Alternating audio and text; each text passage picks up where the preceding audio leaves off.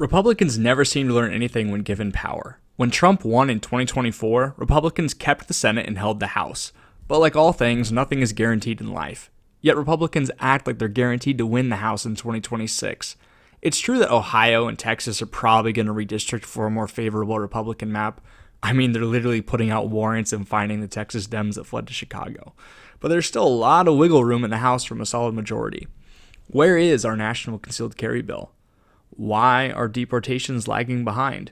Where are the bills to rein in and impeach rogue judges acting outside their constitutional authority with nationwide injunctions? Sure, we got the big beautiful bill passed giving us some of their campaign promises and codifying a few of those Doge cuts. But why did we raise the debt ceiling? I thought we were the party of fiscal responsibility. Where's Dave Ramsey when you need him? And just look what Trump did to our boy Massey. Republicans were handed an electoral mandate. It's time our leadership recognizes this and acts upon it. Just to speak on how big of a red wave we experience, let's look into the data. The elephant in the room would be Trump's popular vote victory, the first time the GOP won that in 20 years. A lot of this was due to a massive break in young male votes going to Republicans, and specifically Hispanic males breaking for Trump at a 50% rate. He also increased his votership among Black Americans and saw approximately 90% of the counties shift to the right. That's great news. Everyone's a hippie when they're young. High school teachers and college professors are overwhelmingly leftists. So naturally, young people vote left because it's the only worldview they see. Music, movies, the mainstream media, social media, and girly influencers couldn't hold a flame to the massive right-wing podcast industrial complex. Rogan, Aiden Ross, the Nelk Boys, etc. Trump's team understood the assignment. The younger voters are watching there, craving for long-form content. That's where Republican ideas shine. We aren't afraid of criticism or having to explain ideas beyond a 30-second soundbite on cable news. Democrats love simple sayings like, tax the rich, pay your fair share, Black Lives Matter, Me Too. The list goes on. With this list, I'm not saying they have no ground to stand on in a debate, but they typically try to boil a large problem into a few little words. And sure, a lot of politicians do that on the left and the right, but it seems to be coming from the left a lot more recently, and maybe it's a little simpler to break down those complex issues for small little pea-sized brains. Who knows? But when tax policy, gun policy, and cultural issues, you can't boil those things down to a simple one-line sentence. They're often more complex issues than that. With that being said, let's leave CNN and MSDNC to wither away in their little echo chamber of boomers. I mean, let's be real, what young person has cable, and let alone watches cable news?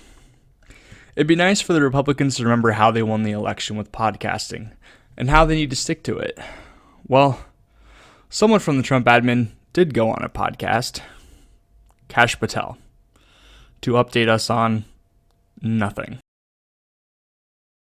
Don't even get me started on this debacle. How did Kash do so poorly on Rogan's show? Even Rogan wasn't buying it. So let's get this straight. You're telling me there's a man with a private island for kids, flying other celebrities and millionaires to the island, and no one bats an eye or asks any questions? Maxwell's father being a Mossad agent? Blackmail intel? Thousands of hours of videos, and no one can be identified? No victims? No perps? The Epstein list sitting on Bondi's desk? Poof? Gone? Get her out of here. You're fired. Bongino and Kash saying Epstein didn't kill himself, then 180ing in what looked like a hostage video on Fox News.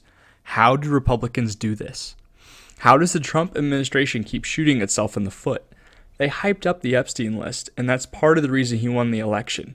We wanted transparency and trust between the people and the government. Instead, they built our tensions only to fake us out at the last minute and give us nothing. There is no excuse for that big of a slip-up when you are answering simple questions, such as if the client list is sitting on your desk or not. Bad optics, bad story arc, and cannon fodder for Democrats to fire at them. Don't give them any foothold to use. This seemed like an easily avoidable blunder, but the Trump ship sailed straight into it. Who's in charge? Stevie Wonder or Captain Edward Smith? We all saw how poorly KGP and Peppermint Patty communicated during the Biden administration. The famous circle back that never circled back. We have to show a clear difference between the Biden administration and the Trump administration, but this feels like the same old slimy swamp got a hold of this issue. If Republicans want to win big in the 2026 midterms, they need to address these three key issues from the top. They need to ramp up their campaign promises. They're doing great so far. Keep it going. Don't let the momentum die. Think of it like a 5K cross-country race. You've got to keep that effort and that momentum going throughout the entire race. You can't cross the finish line walking because you used up everything in the first mile.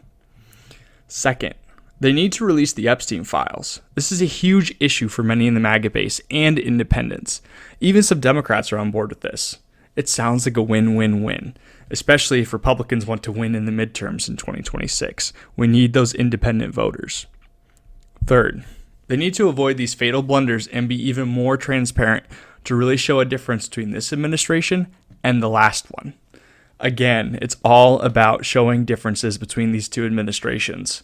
Democrats aren't going to break ranks and all of a sudden vote for Republicans in 2026 and vice versa. Independents went to Trump and Republicans, and we need to keep them there for the midterms in 2026. Don't get me wrong. There's a lot to love about this administration so far. Trade deals, deportations, closing the southern border, inflation, the big beautiful bill, putting America first, and bringing in an enormous amount of foreign investment here. The media isn't going to tout Trump's wins, but they will magnify his misses.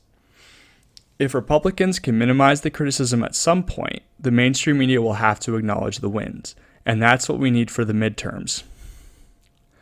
I would love to see the electorate in October being so satisfied with the people in charge they wouldn't give the left a second look. We're doing great. Course correct around a few minor issues like these, and we will make America proud again.